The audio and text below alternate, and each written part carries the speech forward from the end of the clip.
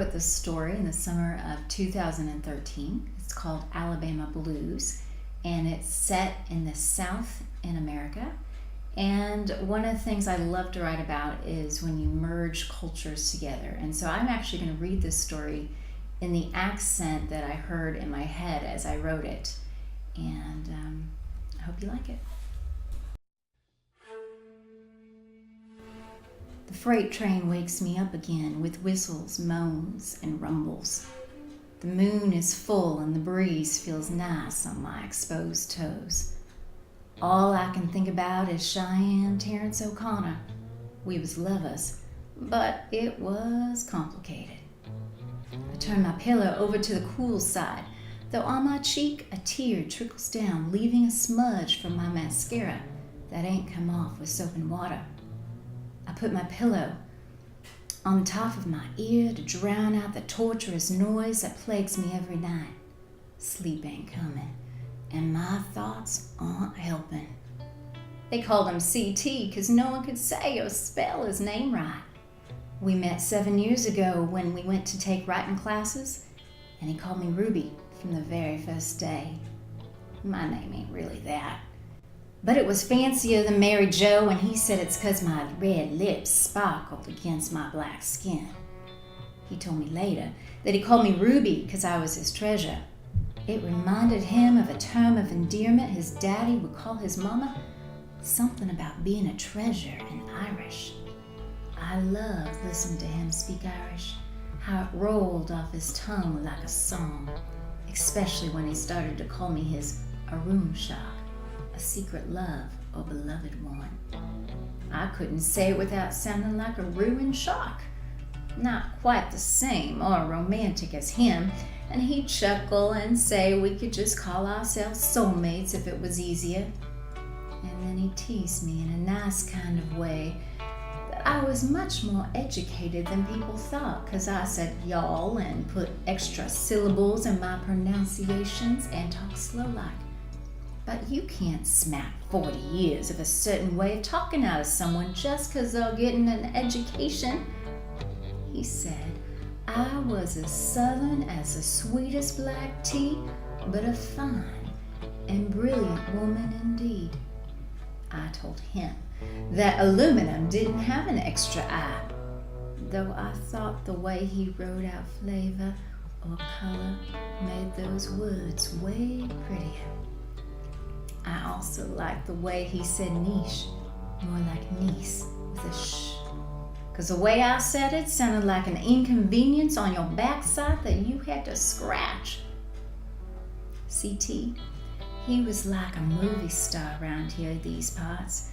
Wasn't nobody like him for miles around who talked and acted like a gentleman, so cool and reserved. I think his sharp white hair and glasses made him look smart, but older than he was.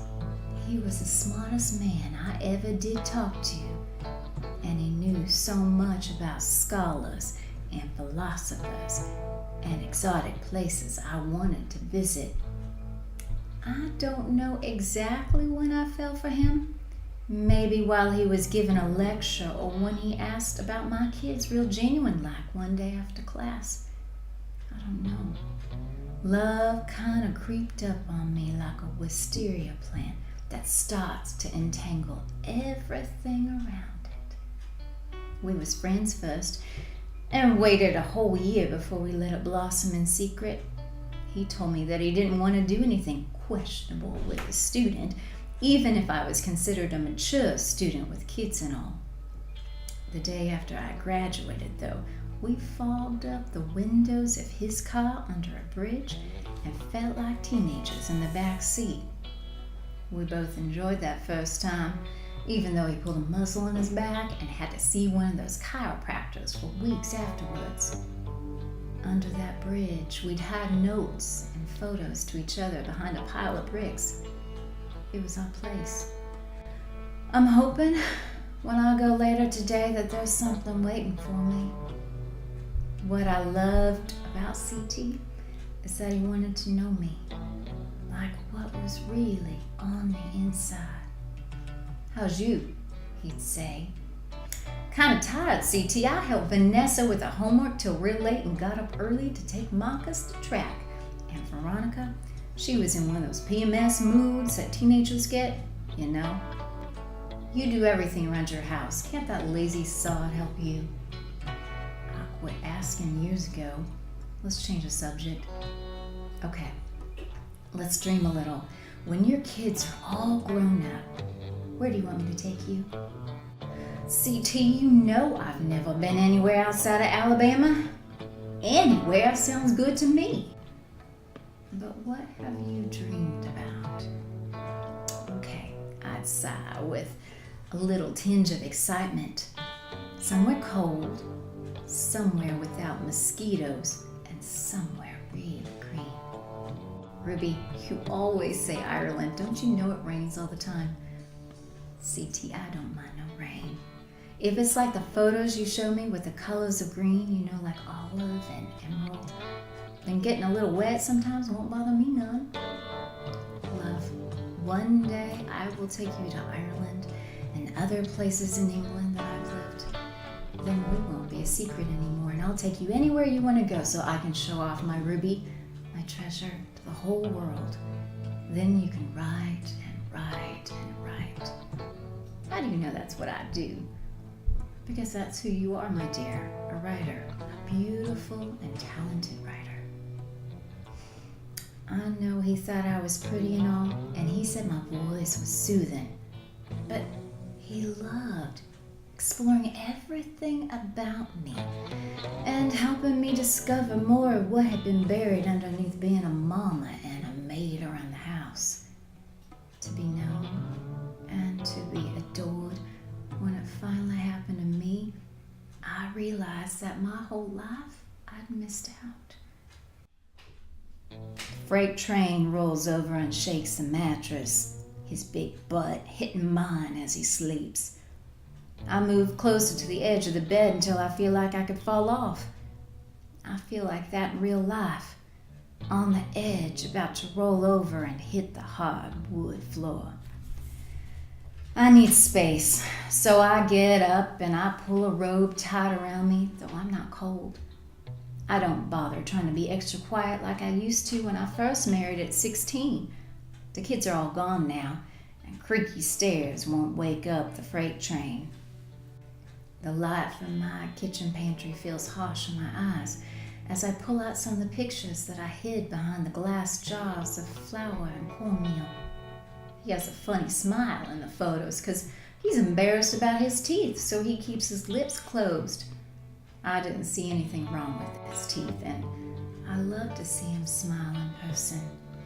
He tells me, "Ruby Dale, you make me smile," and I'm quite smitten. I lightly kiss my favorite picture where he's playing guitar, and then I hold it close to my face. He loves his music and said that soon he wants to take me to the blues festivals in New Orleans and we can dance with the parades. I tell him he's like one of those reverse Oreos with the chocolate on the inside when he plays his guitar. I didn't know a white man could have so much soul when he played. I hear the low growl of a thunderstorm. Today I don't want it to rain, but it seems appropriate. It's how I feel on the inside, thundery and rainy, but I gotta be strong on the outside.